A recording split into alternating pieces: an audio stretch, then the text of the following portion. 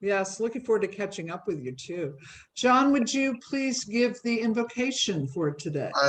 I'd be glad to. Thank you. Creator of us all, we are in our 9th month of pandemic. We are fatigued, worn out. Amen. We are tired of seeing so many good people and businesses struggle to make ends meet, especially as we approach the holidays and the new year. As we begin this Westwood Village Rotary meeting via Zoom, inspire us with resilience, the strength to overcome obstacles, and the generosity to serve, especially our neighbors most in need of our help and assistance. Let us treasure the past, but may 2021 bring new hope, new light, and the determination to make our cities, state, and nation a better home for all. Amen. Amen. Very timely words. Okay, just a minute. Our songmeister and soloist will now sing for us. Okay, I picked up, I selected the song Bye Bye Blackbird, and for you people, the Bye Bye Blackbird was a favorite song of the Roaring 20s, the 1920s. We're now in the 2020s. The 2020s are roaring because the stock market is hitting all-time high, and we have all sorts of crazy trust and state laws coming on the books that we need to understand. So here I go. Pack up all my cares and woes. Here I go, singing low. Bye, bye, bye, blackbird. Where somebody waits for me, sugar sweet, so is she. Bye, bye, blackbird. No one here can love and understand me. Oh, what hard luck stories they can have. Me. Make that in light to light. I'll arrive late tonight. Blackbird, bye bye. Thank you. Thank you. Thank you, Ed. And I was not aware of the Roaring 20s connection. So that certainly seems to be timely. Thank you again. You're welcome. So visiting Rotarians, we have our distinguished Assistant Governor, Michael Lushing, with us. Welcome again, Michael. It's always good to see you. And am I missing any? Oh, thank you so much for saying that. Am I missing other Rotarians that I'm not seeing on the screen? Okay, and guests, we have Rachel, who will be introduced in more detail, in a moment. With the estate planning panel. Are there other guests with us?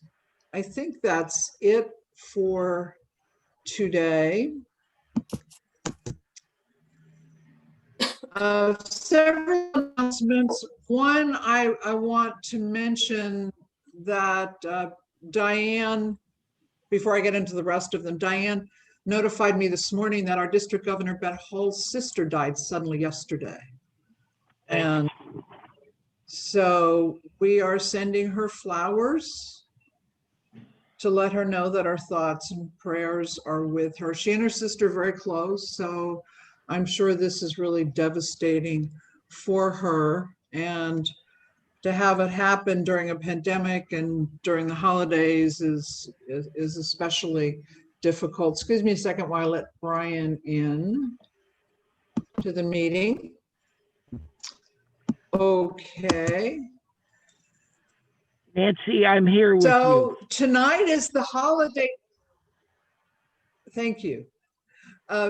Tonight is the dinner for the children at the Westwood Transitional Village. Diane and Lori, you have done an amazing job of organizing a virtual event And Phil, I know you've done a great job planning the dinner and that you're delivering the dinner tonight. And I love that you were also, as a group, able to schedule Zoom sessions tonight with the children during the dinner time. And as a reminder for the volunteers who have made plans to purchase gifts, if you haven't already, they just need to be dropped off by about the 16th. Diane, is there anything you would like to say? Thanks, Nancy. Just thank you to everybody. I think it went very well this year. I'm pleased with how it turned out, and the kids, of course, are excited about tonight. And we have maybe about half of the gifts are now here. So no, thank you. Nancy, if I could take a quick minute, though, to also thank Michael Lushing. The Beverly Hills Club did a toy drive for all of the children here and at the Child Care Center. And so I want to thank the Beverly Hills Club for their generosity as well. Thanks, Diane. It was a really, really successful toy drive for us. We filled up 2 vans and got hundreds and hundreds of toys. So we were got really good to join you. Well, Oh, that's great. Pictures Teamwork. will be coming. That's wonderful teamwork. That's just tremendous. And for the members of our club who volunteered and or donated money to the cause, thank you.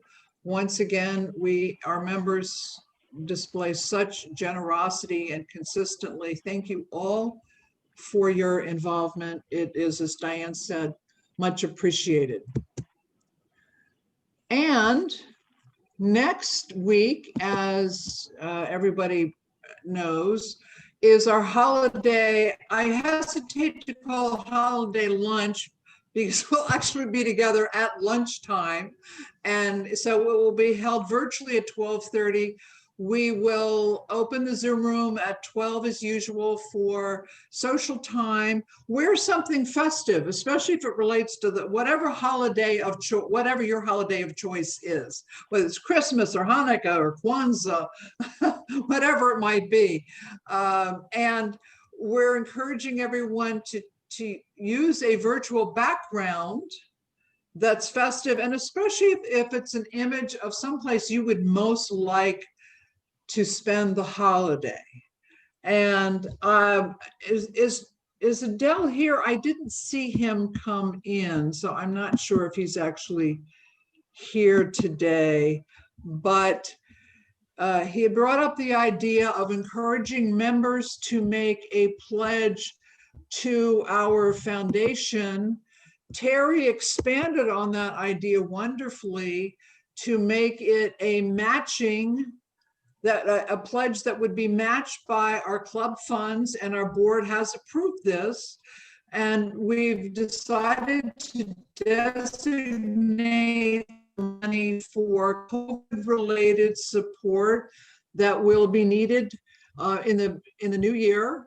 And I'm gonna ask Terry. I'm sorry, my slide keeps moving. Terry, I'd like to ask you to say a few words about how this can all work. You bet. Thank you, Nancy. Well, the board approved $5,000 of club funds to match one-to-one gifts that qualify, that I'll explain in just a moment, from our members. Recall that, maybe you don't know, but I think you do, certainly directors do, because we're meeting remotely, our treasury has been swelling a little bit. And so that's why we have the money available for this. And we thought it would be a good use of these funds that are sort of excess right now. Anybody who wants a rebate will have to petition the board for that separately. The criteria are basically these, pretty simple. Anybody who makes a pledge during the month of December for this purpose will have their pledge matched. The rules on pledging are simply that we either charge your account during December, you give us a check during December or January, just that simple. So if you're tax planning or any other issues make it more desirable for you to actually pay us in January, you have that option. And really that's about it. Don't everybody jump in and take the whole $5,000, but if we all do that collectively, I think that would be fabulous. And you can Thank you, Terry. contact me and let me know if you want to pledge something and how you want to pay for it, either by check charged to your account, and if it's a check, do you want to do it in December or January? And that's the report. Any questions, Nancy or others? That's great. No, it's a great idea. I think it's a really important and timely idea. And one of the reasons why we thought it made sense to look at new COVID related support to launch the new year is that for a lot of people's unemployment benefits run out this month. A lot of people are really getting more and more extremely taxed financially. So I think it would be a great time to be able to offer more support. Terry had also proposed that most of these donations would be made through the community service organizations that we normally work through. And so we will be giving you more information about come January about which organizations the money will go to. So thank you. That was Nancy, one other quick report. Without naming a name, I just got our first pledge via the chat box on the Zoom. Oh, wonderful. Thank you to whoever that was. I can't see the chat box when I have slides up, so I'll see it later. You know, this is a club with heart. I'm really proud of all of you.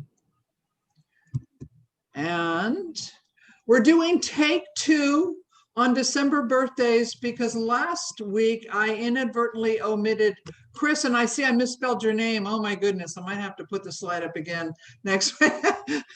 Chris, I apologize for missing your birthday, but belated happy birthday to you. I have particularly frisky slides today.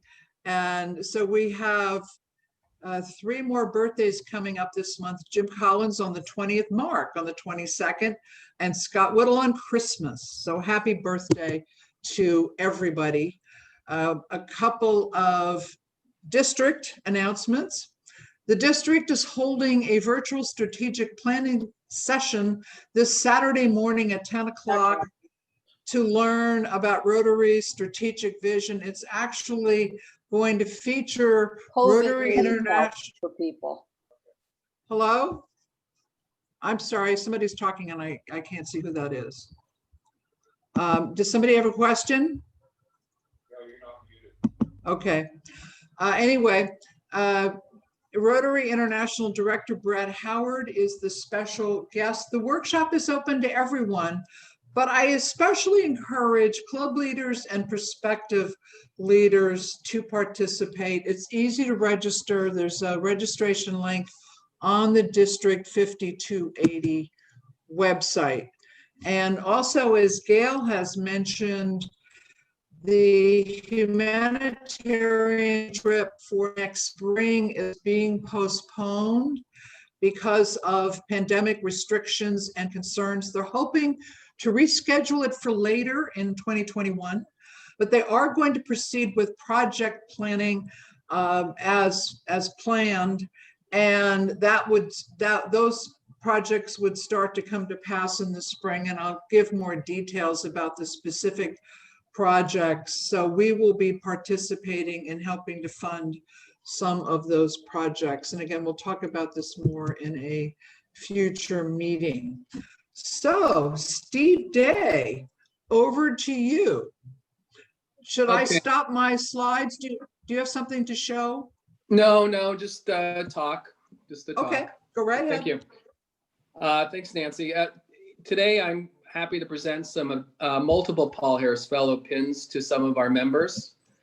Before I do that, I want to give a little bit of some statistics about where we stand with regard to our Paul Harris status. As most of us know, if not all, we are 100%.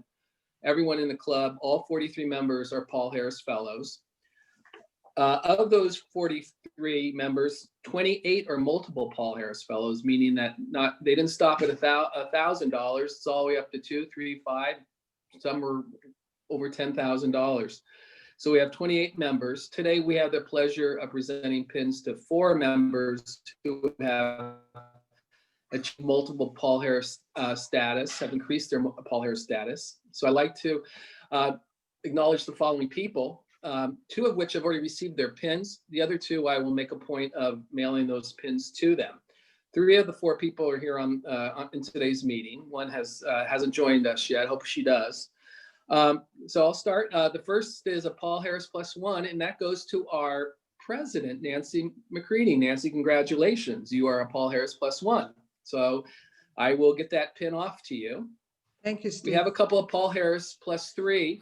You're welcome, Nancy. A couple of Paul Harris +3s, and one is to Sally Brandt. I haven't seen Sally joining us yet today. She just joined in. She just joined in. Wonderful, wonderful. So Sally, you are a Paul Harris +3. Congratulations for all the gifts that you've made. You've now achieved that status. Also Paul Harris, and Sally, I will mail the pin to you. Also +3 is our Media Pass president, Diane Good. Congratulations, Diane. And I understand you've already received your +3 pin. Thank you on behalf of the Rotary Foundation and all your fellow Rotarians.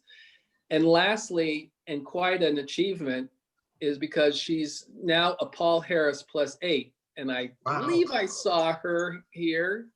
Marcia, yes, there you are. Marcia Hunt, congratulations. And you are now a Paul Harris +8. And that's indicated with a pin with 3 rubies. So congratulations. And not only is Marcia now a Paul Harris +8, she is also a member of the Paul Harris Society. We are very fortunate as a club. We have 7 members who are Paul Harris Society members. Thank you. We also have members who are major donors, which means they've given over $10,000, and that includes Marcia. So congratulations to those members. I'd share names, but I haven't gotten pre-approval, so I don't want to, other than the people who are being honored today, I don't want to mention everyone else. But at a future meeting, if everybody wants me to, I can share that information. So again, being a Paul Harris Fellow, Paul Harris Society member, which means that you've given $1,000, or part of that's been given in your name a year, is a high achievement and much appreciated by Rotary and by fellow Rotarians. So again, I thank everyone who has been who's been a recipient today. We have a lot of other people who are on the verge of moving into another multiple Paul Harris Fellow, and we've done a lot of contributions this year. We had Melody's, District Governor Melody's Red Shoe earlier this year, and members made donations there. We had raffle or opportunity tickets for the Paul Harris celebration. Members made contributions there. We also had this Polio Plus campaign in the fall in October, and members made contributions there. All those contributions do get Paul Harris recognition points. So I anticipate we're going to be handing out a lot of pins early next year once all this stuff gets approved. And lastly, again, Mike Newman is a trustee of the Virginia Gandy Charitable Trust.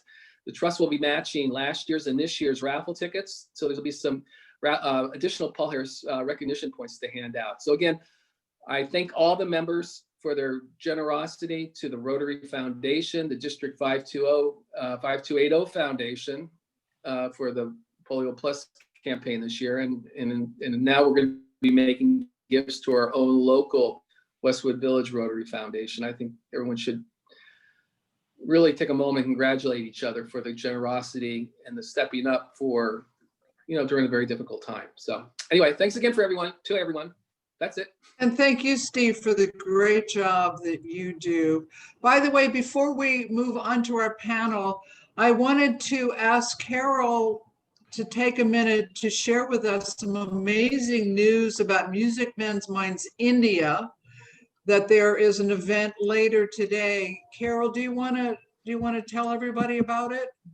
Thank you so much. I'm so honored to be able to be a member of this club and take you all with Music Men's Minds as we go global.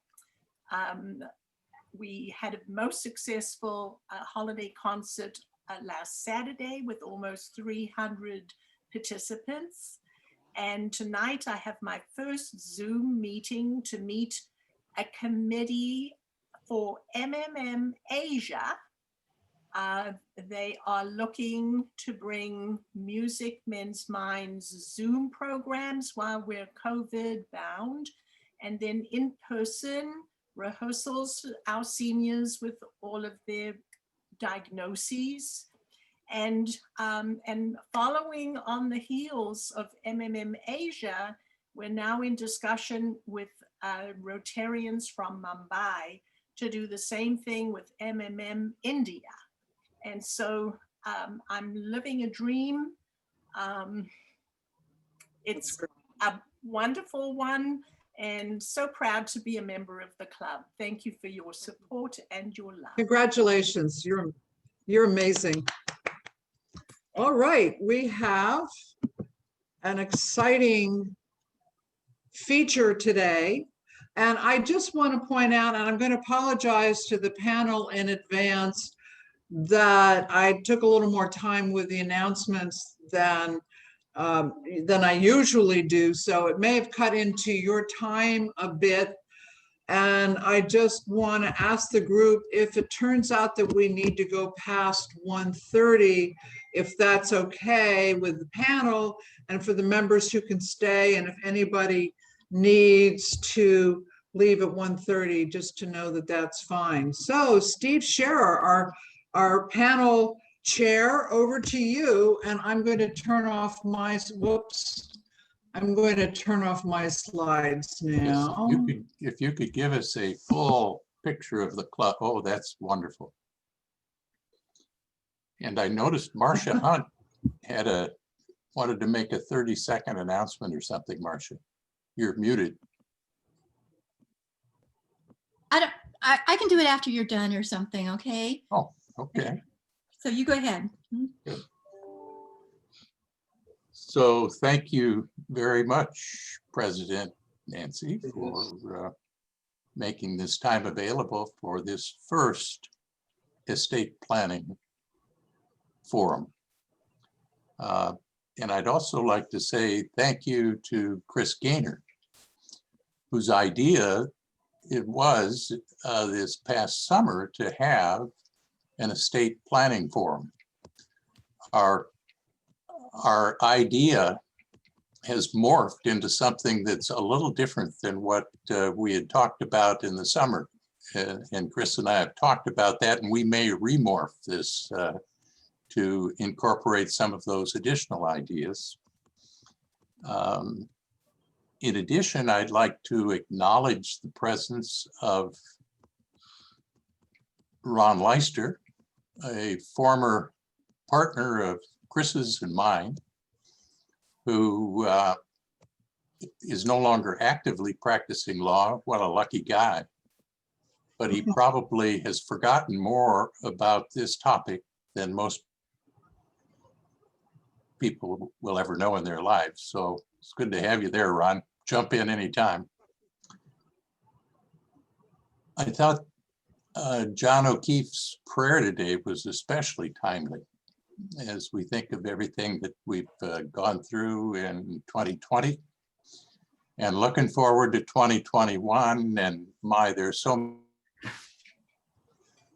many things that that we need to be thankful for in 2020, but especially looking forward to 2021 is going to be a remarkable time for us. Our topic for today, you've all heard of the PPP program. Well, today we're having the PPPP program, and those 4 Ps stand for pandemic, politics, propositions, and planning. Steve, I'm sorry to interrupt you. Your screen froze for a moment. Well, let me start again. Mhm. Today, our topic is the PPPP program. And those 4 Ps stand for propositions, politics, the pandemic, and planning during 2020. And so those are our 4 Ps. Our panel today is made up of people who are actively practicing in the trust and estates area. And it's a remarkable group of people. The first person I'd like to introduce to you on the panel is past President Mike Newman. And Mike Newman has estate planning, trust and estate planning in his blood. Not only has Mike practiced trust and estate planning for much of his professional life, his father was a trust and estate planner. And Mike's law firm, Dixon, Howell, Westmoreland and Newman, is one of the old line Westwood law firms. And back in the 40s and the 50s and the 60s and maybe even into the 70s, the only way you could be in the Westwood Village Rotary Club is to be the one person representing Dixon, Howell, Westmoreland, and Newman. And so they loosened that practice requirement up, the categories up.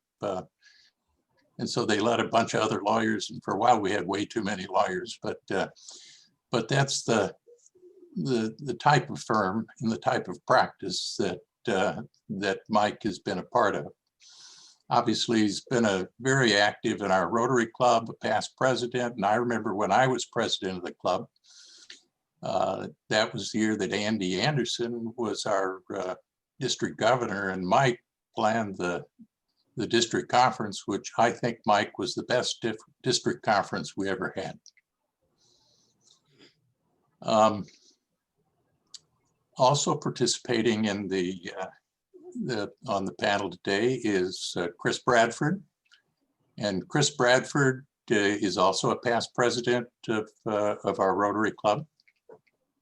And Chris and I have been partners for, Chris, I can't remember whether it's 25 years or over 30 years, but it's been a lot of years. And I know we really miss Ron too. It's hard not having Ron around, but good group. And so we've been in solid tax, financial, trust and estate planning for many years. And Chris is also very active at UCLA and a past president of the Beverly Hills Bar Association. He's the one guy that's figured out how to live the good life. So today, Chris is coming to us from Kansas City, and he comes back and forth. And this digital world is a wonderful thing, isn't it, Chris? The last member of our panel today is Rachel Scherer Jellin, and I know her very well. I've known her since she was born. And Rachel is our daughter. Rachel is familiar to Rotary. She's been to a lot of Rotary meetings and international conference, and so she knows a lot about Rotary, and some of the people on the Zoom here know Rachel pretty well as well. Rachel was a federal civil rights litigator for several years. She came to me one day and she said, "Dad, I want to get married. I want to start a family, and I don't want to spend all of my time litigating." And so we're so pleased, aren't we, Chris, that Rachel has joined the firm. And so she's and Rachel, if you'd stand up, or you don't have to, but Rachel's pregnant. She's 7 months pregnant with our second. I am. Yeah, I am. Here's my bump. There you go. So those are the members of our panel today. And our plan is to each person take around 5 minutes or so, and then we'll move on to the next presenter. And what we hope is that we're going to have some time left at the end of the presentations, and then we can respond to your questions at that time. And so that's the plan. So Rachel, you're our first speaker today. And the ideas that Rachel is going to be talking about are some of the nuts and bolts changes in the way we practice law because of the 4 Ps in 2020. Rachel, take it away. Great. Well, it's great to be here. And as my dad said, I've attended many Rotary meetings. And so this is my first Zoom Rotary meeting, but it's nice to see you all. Yeah, so I figured I would just talk about some of the key estate planning documents that we typically use at our firm, and many of you are probably familiar with, but just talk about how COVID has impacted the way that we practice with specific documents. So the first main document I'm sure you all think of when you think of estate planning is a will. And in California, like most other states, one of the main requirements to create a will is that it needs to be signed in the presence of 2 witnesses.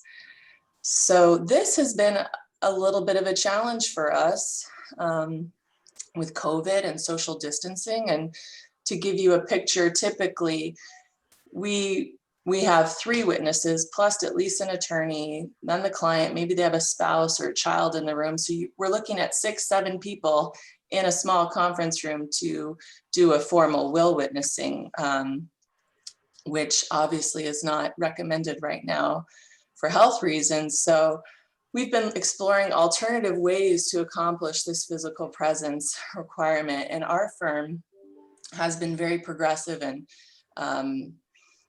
using the Zoom format to physically witness wills. And that is a stretch in the law. It doesn't formally expressly say that that's allowed, but we've taken steps to make sure that the main requirements are being met. So for example, I'll have the client hold up the will, show me the will, and then literally I watch them sign it. I have them hold it up or turn the camera down so that we really can say with confidence that we have witnessed them sign in their presence. So that's a new way of doing things. We always had clients come into the office before to sign wills, but we still treat it with the same level of formality by Zoom. So another document that I'm sure you're all familiar with is a trust. And a trust actually does not need to be either witnessed or notarized to be valid, which may come as a shock to some of you because often it's the most important document in your estate plan. It says your specific wishes of what you want to have happen, but actually the formalities are quite small. So historically in our firm, we've always had those documents notarized just out of abundance of caution to make sure that, you know, if someone ever said you didn't sign it, yep, we had notarized it. But now we're doing a strict letter of the law ruling and not having clients have trust documents notarized or witnessed. And we often just send a FedEx out, client gets their amendment, they sign it. If they have questions, they call us, we talk them through it. We can do Zoom calls too, but often just when they're ready, they go ahead and sign it and ship it back. So that's been a big change in our practice. And again, all of these documents we used to just sign with the will and it was just one big meeting. And that's just not practical with social distancing any longer. In some certain cases with clients that really want that, we try to make arrangements or have even met in people's backyards and stuff like that for COVID-friendly type meetings. But by and large, we've been using Zoom. And also that goes for deeds. Deeds are another document that are often a part of an estate plan. And technically, the deed does not need to be notarized to just make a legal transfer of property to a trust, let's say, but to record it, it does have to be notarized. So that one is a little tricky. We have had clients who are comfortable seeing a mobile notary or a notary come to their home, and they will have the deed notarized. And that has been an effective way to get it recorded. Other clients say, hey, I don't think I'm going to die in the next 6 months, but I'll go ahead and sign a deed and come back to the office maybe in 6 months or a year, and we'll get it formally notarized so we can record it. But at least you'll have it on the books in case something happens. So we've alternated our practice that way. And also we've gone to a complete e-recording way to actually record with the county recorder. It used to be that we would essentially hire someone to walk down to the county recorder to submit our deed for recording. And it might take a couple weeks to get confirmation back, but that's typically how we would record deeds. And now there's systems in place where you can essentially just email your deed and it is almost instantly recorded and you get a copy within a day or two. So our business model has switched to using this service provider, especially given all the delays with COVID. They're there for a while. When COVID initially hit, I think the recorder's office was actually closed, but even when they opened, they had such a limited staff that it was taking months to get confirmation of a recording back. So those are some of the key documents. Another quick thing about just probate court, with COVID, most all the probate cases, unless they were very essential and necessary, were postponed and continued hearings. But now LA County has moved to a very widely acceptable online format. So through video conference or telephone conference, we're attending lots of hearings for clients. I even have a hearing in Santa Barbara next Thursday, but it's great because I don't have to drive to Santa Barbara. I can just, participate by Zoom. And actually Santa Barbara County uses Zoom as their platform for hearings. So yeah, our practice has definitely been impacted by COVID. We are doing things in ways that we would have never done before, but COVID is pushing us to use technology. And I honestly think it's actually a move and trend for the better. It's been very efficient. And I think clients, especially in LA, with all the travel we have to do just to get across town, we're saving time and also opening more business opportunities, I think, for people across the state of California. I've done more will signings in the Bay Area or even, Massachusetts, people that have property in California, but it's easier to do a Zoom meeting. So our practice is definitely growing and I think improving because of some of the COVID crisis, but obviously, that's despite the devastation we've all seen with COVID, but there have been ways we've had to kind of transform and adapt that I think are useful to our business. So that's pretty much what I have to share. Thank you, Rachel. Thank you very much. And this movement to a digital world has truly impacted the way we practice law in a remarkable way. And our next speaker is Michael Newman. And as I mentioned earlier, Mike has a deep practice in the trust and estates area. And today, Mike is going to talk to us about broadly this idea of planning in the trust and estates area and how the 4 Ps have impacted the trust and estates practice. Michael, take it away. Thank you, Steve. Yeah, my firm goes back to 1929, and traditionally I've always looked at it. I went off and did trial work for about 10 years as a DA and public defender and taught con law at Chico State and defended insurance companies, and then came back to work with my dad. And as I started an estate planning practice, I, in my mind, wanted to write estate plans that wouldn't be contested. I was doing a lot of will contests when I started out with my dad. And so sometimes I call myself Mr. Negative because I ask all sorts of alternatives. If this person dies, where are we going? And my plans, sometimes I think I overthink them into alternatives to avoid contests. A couple quick things before I get into the real topic is like everybody really does need a trust, especially if you have real estate. But if you have over $160,000, you could be headed to probate and you want to stay out of probate court. And the second primary reason for having the trust is that you want to avoid a conservatorship. A conservatorship, with most of my clients entering into Alzheimer's and dementia or other health problems or strokes, the trustee can pick up all their assets, manage their home care, what have you, and otherwise the whole medical management, the paying of bills, all that would be done by a conservator, and that can be a $5,000 to $10,000 process just to get into court and get it started. And now the court has a system where the parents or the trustors are assigned an attorney to represent them, and accountings are due every year, so you have a lot of expense. And then with that assigned attorney, it used to be that they were supposed to see if the people were really out of it. Now it's gone beyond that and they become advocates. So if you have a person that's even a father or a mother that doesn't think they should be in a conservatorship, it clearly needs one, you end up litigating it for a year or two.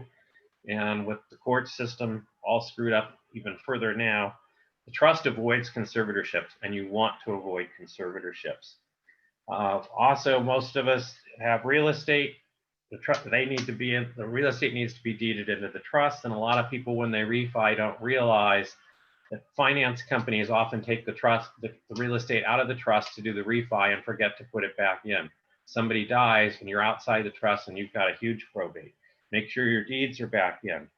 I also recommend we do a power of attorney, as all practitioners probably do, but make sure you have a fairly current power of attorney. The value of the power of attorney is that Social Security and Medicare will not talk to your ailing parent or whoever you're trustee for and grant any changes in benefits without that power of attorney. So a lot of people don't keep that power of attorney up to date. So I think those are some of the few keys. Looking at the changes, I call it the Russian roulette system. And ever since I started here in Westwood, I view Westwood as, yeah, we're wealthy, but our wealth I often consider middle class. I mean, we have some very wealthy people, obviously, but going through the exemption of death tax, which I'll call the first Russian roulette, it's been a moving target over all the years. But for Californians, if you had a house and a life insurance policy, you were probably near that exemption from when I started in the 80s and could have a state tax. So I think when you talk about the political aspects, we in California get mistreated because we're considered wealthy, but we're not wealthy in our communities. We're extremely wealthy compared to other parts of the country. And that's a bias I have against some of the changes in the law.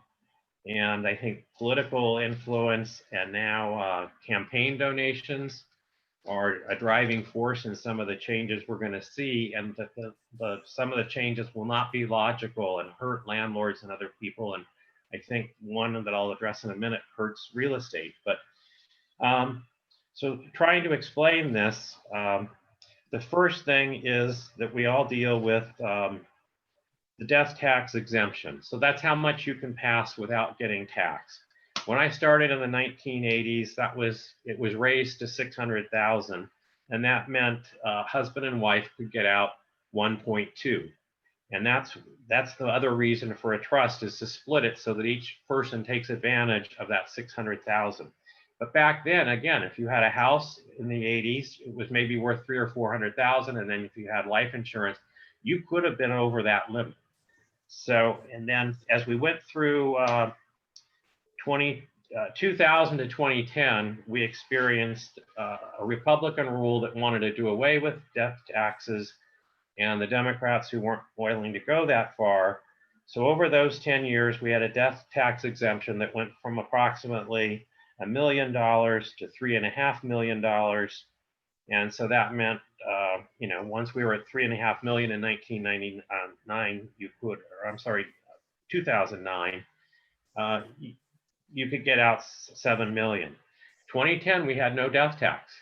And in 2011, as Obama came back in, we started at around 3.5, and quickly he raised it to 5 million. And now with Trump's administration, you're allowed to give away 14.8 million per person. So I don't have many clients that are over 28 million. And that's going to be one of the slides here now of what I call Russian roulette. Because it really matters what year you die, not the year we plan. And that's the difficulty of this practice. So I still try to keep things simple. And with that range, especially happening between 2000 and 2010, I developed a plan that splits the assets, but doesn't require the split to take place immediately in the plan, but allows the split to be determined at the first death. And that's when you'd work with the accountant and I hope a financial planner and do some of the splitting then based on what the current law the survivor is going to be facing at their death.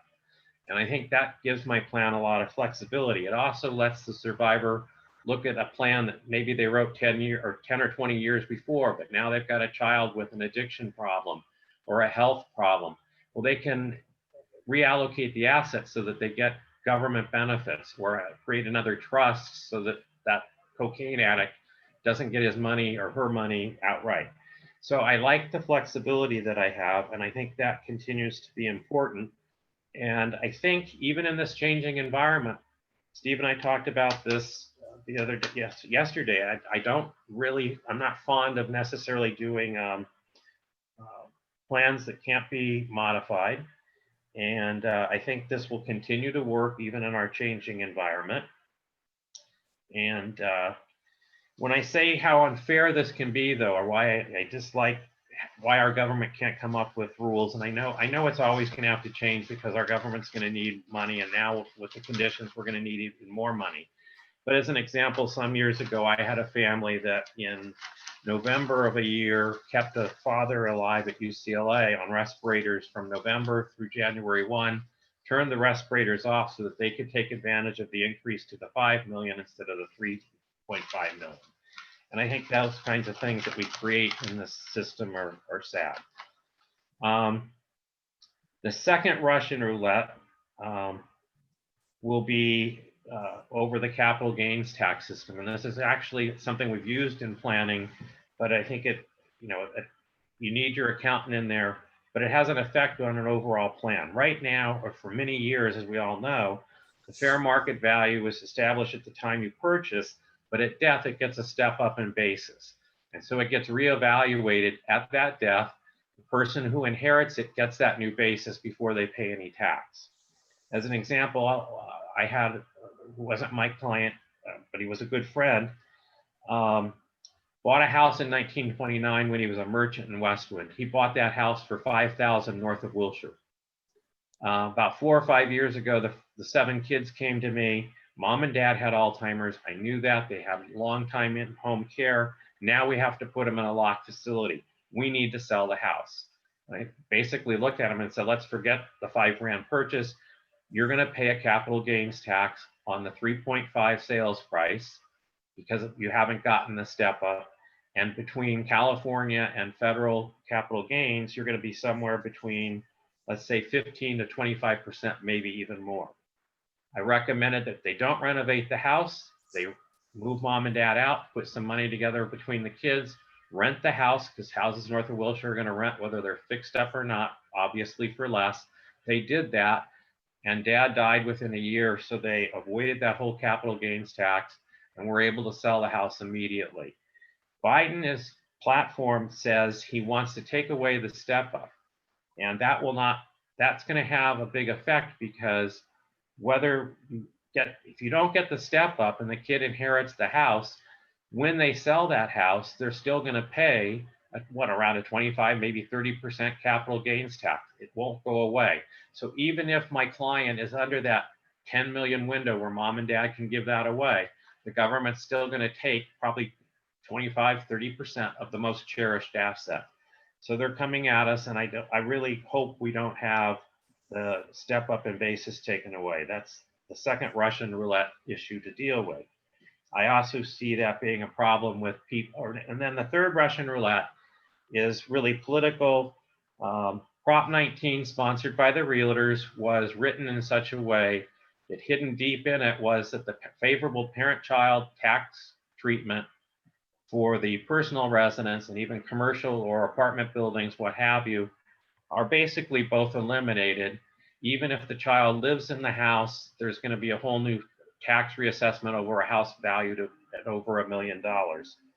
And that, again, is a sad thing to me.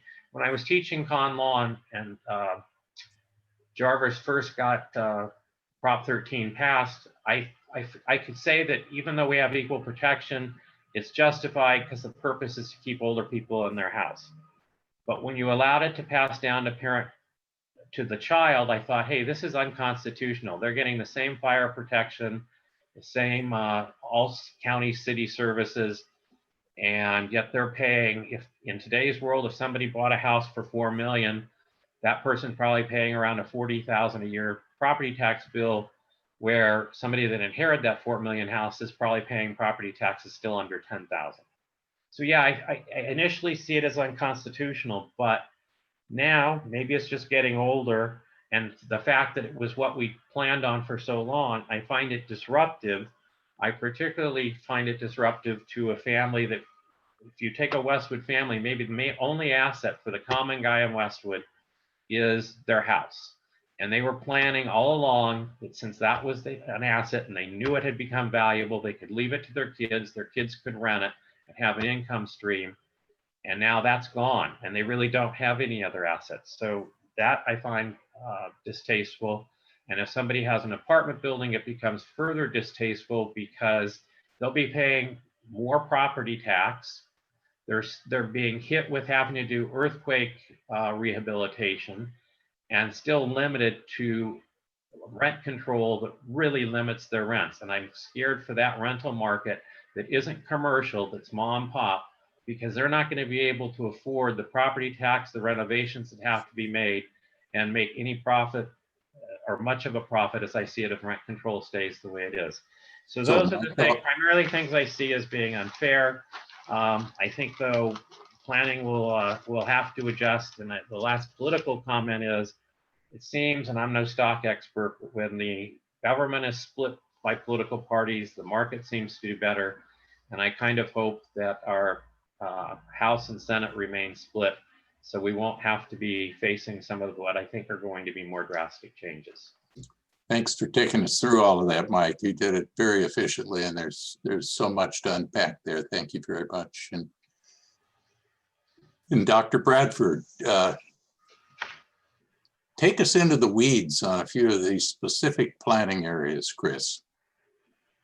Well, thanks, Steve. I'm going to start I have just a quick picture presentation to accompany what I'm talking about. I think it'll be easier for people to follow.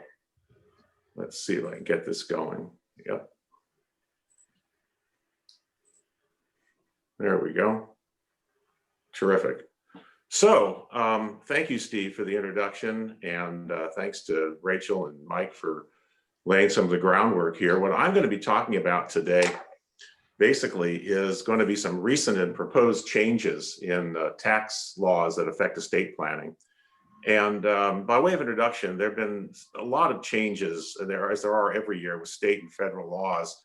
But in the interest of time, and we don't have a lot left, I'm going to focus on three major areas. One of them is going to be California's Proposition 19.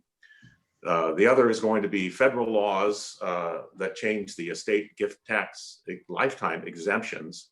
And lastly, proposed changes in federal and estate gift tax laws. Let's focus first on Proposition 19, which I think a lot of people have some interest in.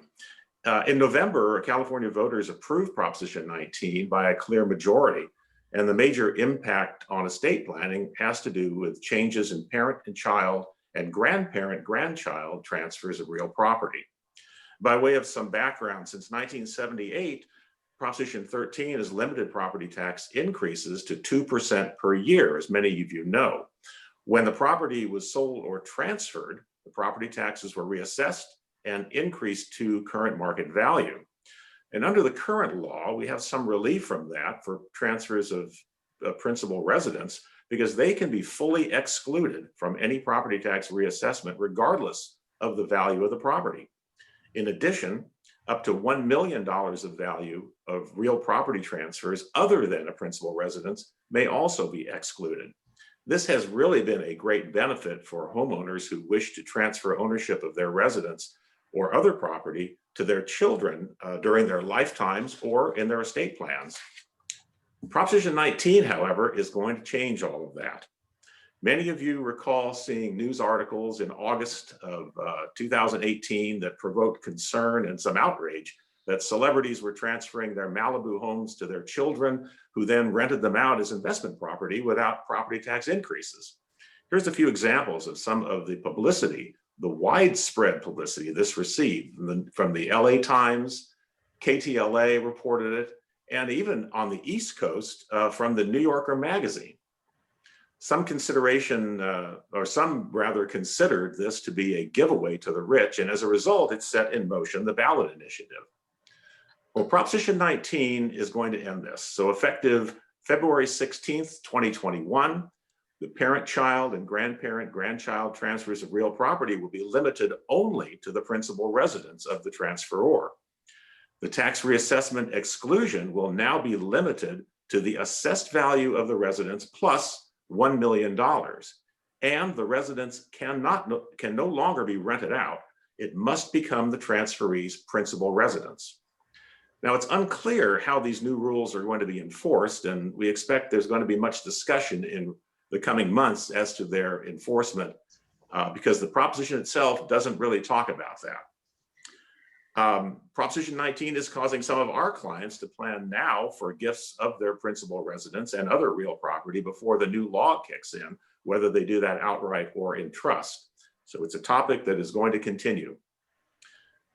Let's look at some of the more significant gift and estate tax laws that will be effective in 2021. The estate and gift lifetime exclusion is indexed for inflation and is set to increase from the current $11,580,000 per person to $11,700,000 per person in 2021. It's important to note here, though, that these exclusion amounts will reset to 2017 levels of $5 million indexed for inflation in 2026, unless Congress acts to extend them. The top tax rate of 40% will remain the same, as will the annual gift tax exclusion amount of $15,000 per person. Lastly, let's look at some proposed changes to federal tax and gift laws. Congress and political candidates of all stripes frequently propose changes to estate and gift tax laws in the name of, quote, fairness, unquote.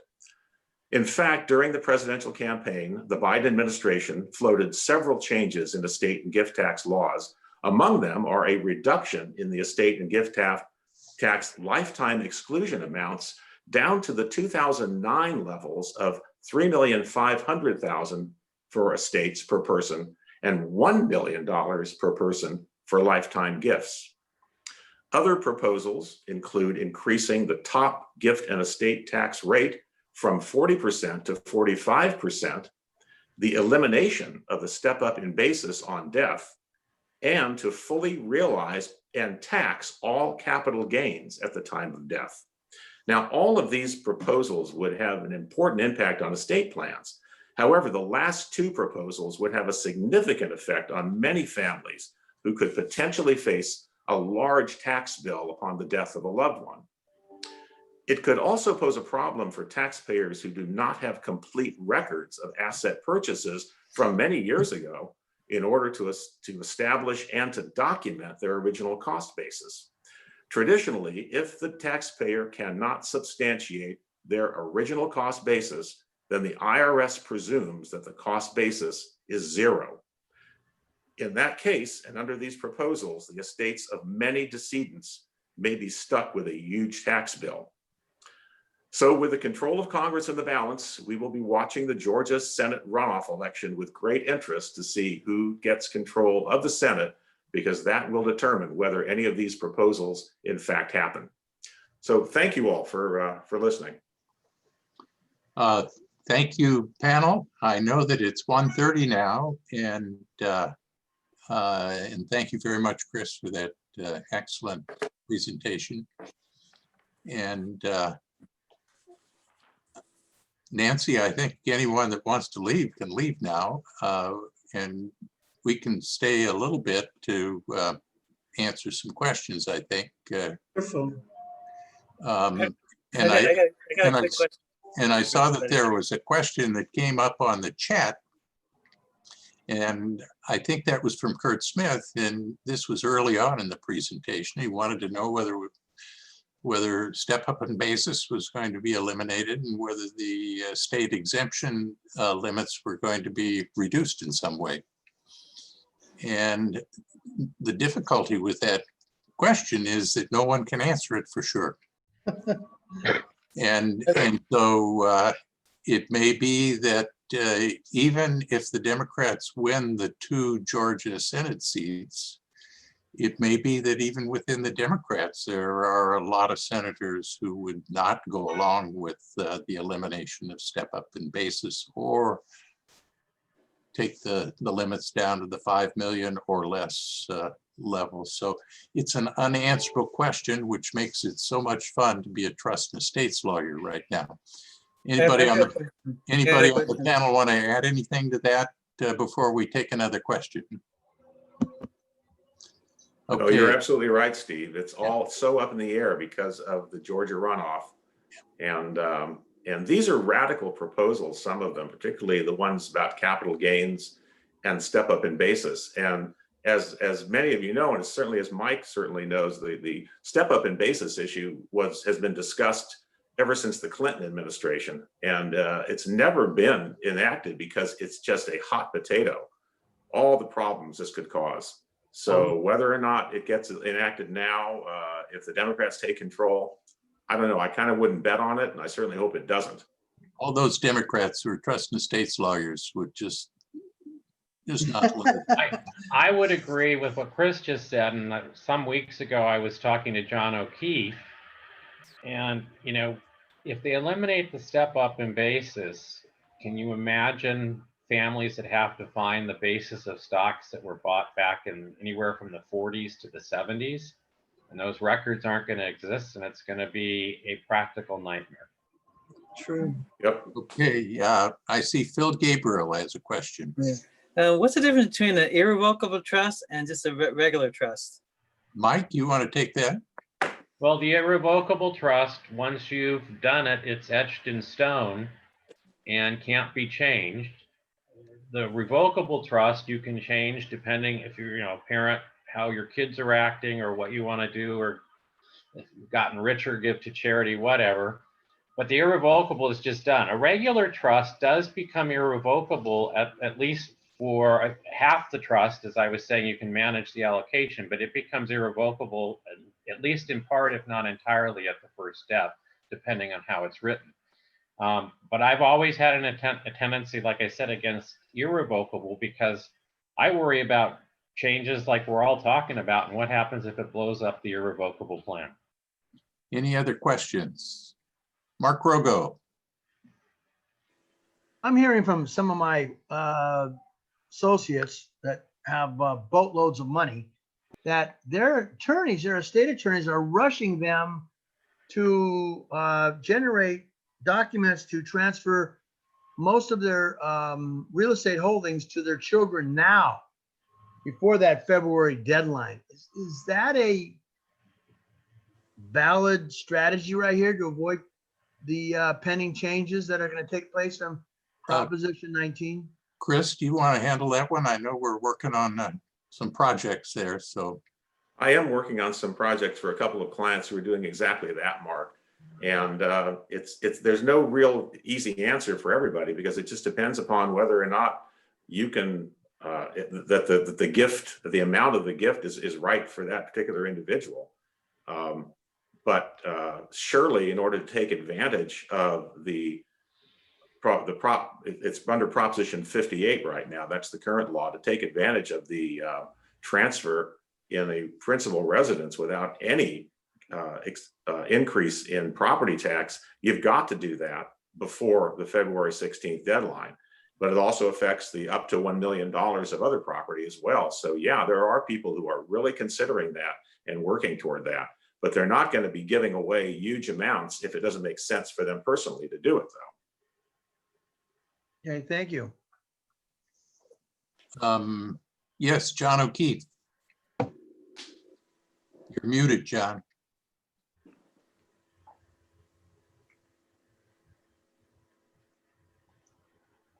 Wait a minute. Go. He just muted himself. Oh, he muted himself. Yeah. You're muted again. For some reason you were unmuted and now you're muted again, John. How about now? Good. There you go. Good. Yeah, I'm probably addressing this to Chris again about that issue with Proposition 19 about giving your, say, principal residence to your children, and you continue to live in it, then they own it. Do you have to pay rent to them because they own it and you're living in it? In order to be a completed gift, you've got to relinquish control and interest in the property. So basically, the IRS would expect that you will be paying rent. And we're not talking about a couple dollars in rent. We're talking about fair market rent. That's what they will expect that you're paying to your kids. And if it push comes to shove, if your estate is audited at any point in the future, they can look and demand to look for bank records and rent checks and so forth. But you can continue to live in it as long as you're paying rent. And rent, yeah. Chris, Yeah, the deadline on this is the 16th of February. Yeah. That's Yeah, Chris, could you go over again those gift and estate tax changes? I know it's 11.7 million in 2021 per person, and then it resets again to something else. And when does that happen? And well, the reset's going to be after the Trump tax cuts end, and those are self-terminating at the end of 2025. Okay. So in 2026, they will go back to the 2017 levels, which for the estate tax is 5 million increase for inflation. It was like 5,400,000 something I see. In 2017. So it will probably be, if it ever happens, it'll be 5 million, maybe 600,000 now. Yeah. And I was looking at Biden's platform again this morning out of curiosity, and for whatever reason, the Democrats think they can put a kibosh on Trump's law and make it the new 5 million effective almost immediately. Chris and see anybody, I kind of think they can't do that, but that's what the platform says. Are there any other questions? Other questions? Yes, Ed Gall. Somebody talking. I had a question on 19 again. Many people have more than one child. And before the February date,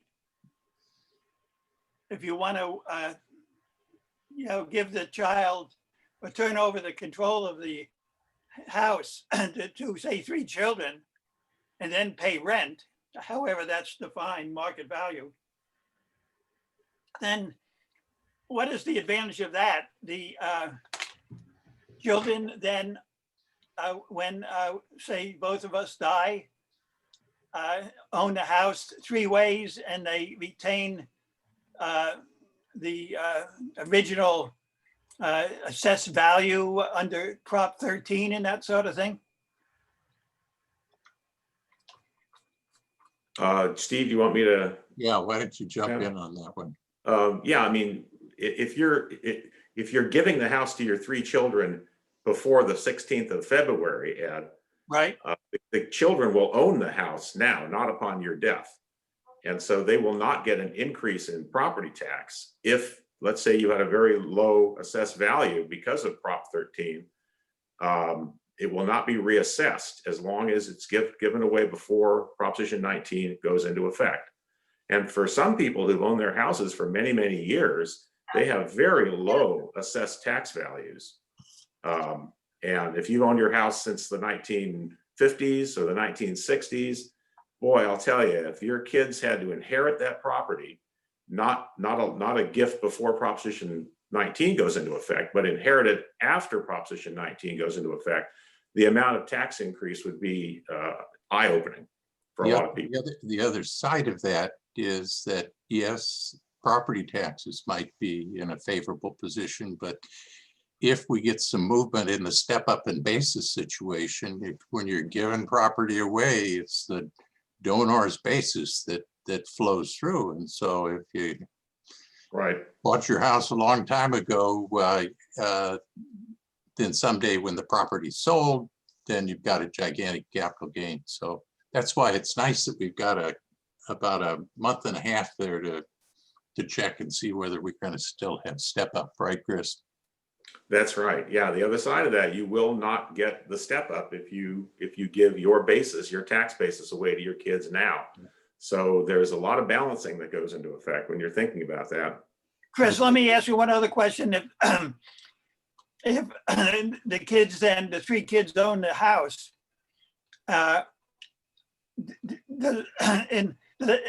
they rent it out once we're gone, or if we move away? And they still retain the original tax basis, so forth? Sure, as long as you give it away before February 16th of 2021, they can do whatever they want with that property.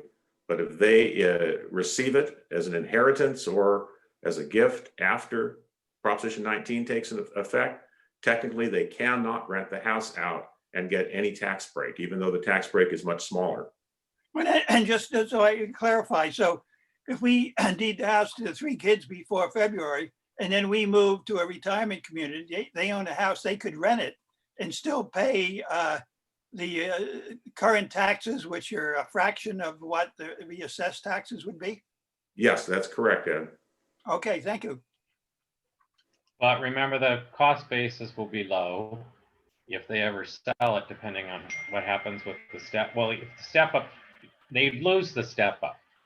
So that's a factor. Mm-hmm. The other thing that I've run into over the years is if you have like 2 or 3 kids or whatever, some of the counties, and we've argued over this, the trust may say to my kids equally, and if 2 kids get the house and 1 doesn't, the other 2 have to pay to buy the other one out, and part of the house will get reassessed.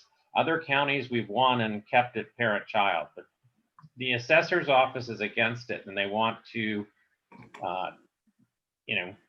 get that extra tax. I had one where there was 1 kid that wanted the house and 2 that didn't, and he had to buy the other 2 out, and he pays 2/3 increase on the house he's living in.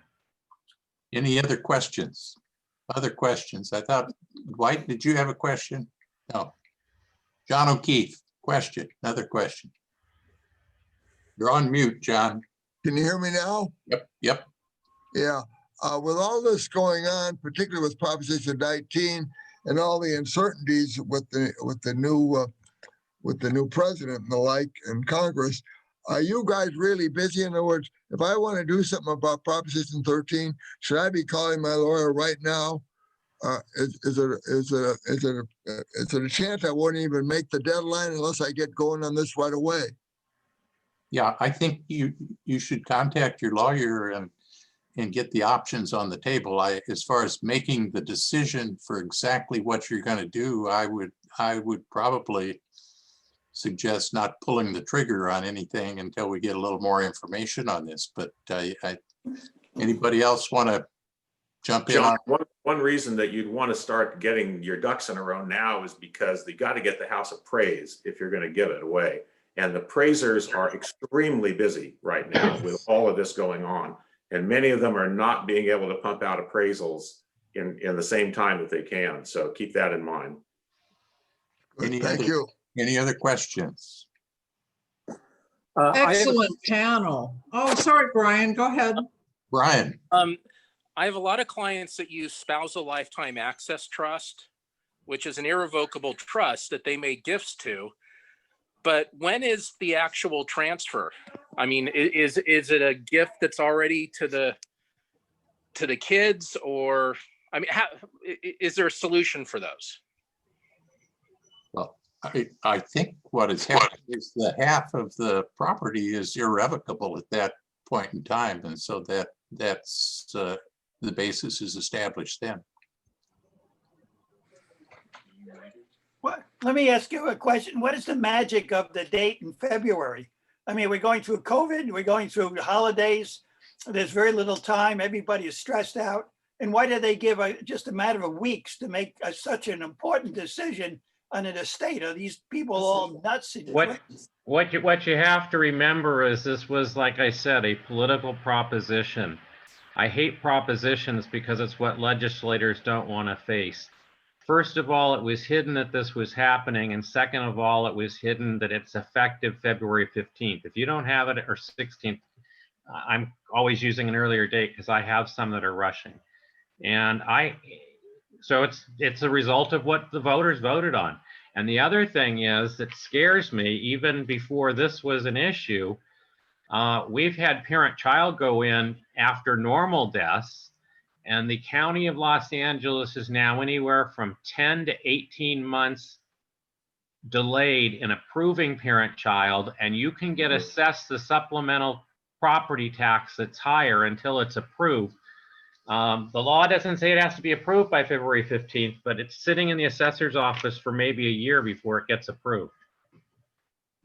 I don't see any other questions now, Nancy, and I just wanted to remind everyone that all of us have enjoyed participating in this presentation, and to make sure everyone on this Zoom knows that free advice is worth what you pay for it. Thank you. Everybody Thank put in you. their malpractice. Thank you for an excellent panel. And for all the panel members, really outstanding and timely advice. And I wish we could have given you the entire hour. So I thank you also for your willingness and flexibility to stay on longer to answer more questions. And we will meet again next week for our holiday meeting. I wish you a great, healthy, and safe week in the meantime. Goodbye, everyone. Thank you. Bye. Thank you.